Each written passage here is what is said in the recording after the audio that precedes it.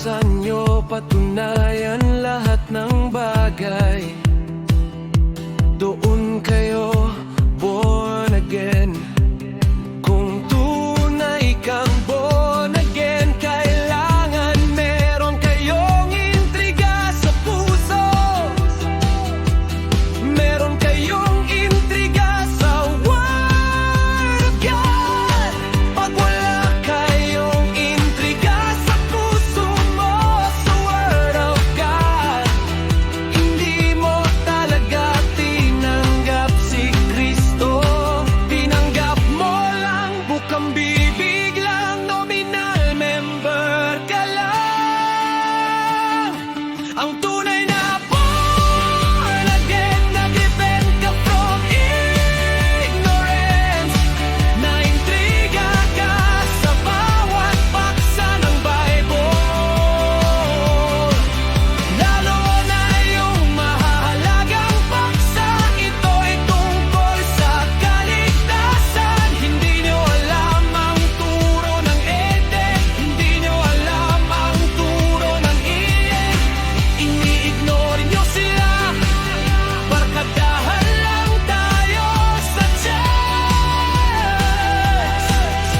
Oh, kinigising ko kayo.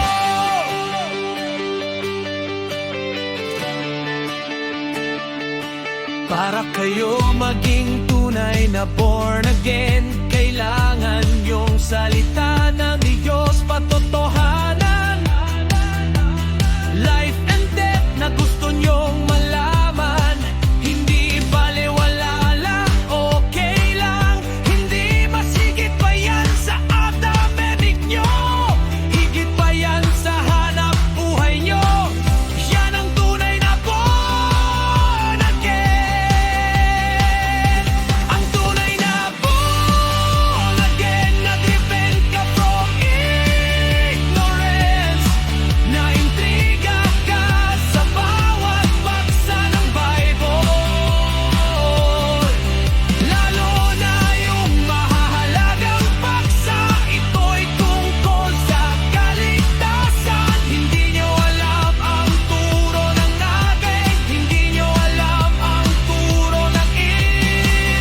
Ini-ignore nyo sila, barkadahan lang tayo sa church.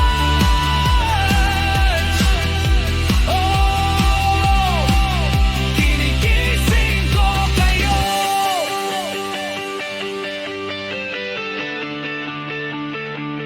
Ang tunay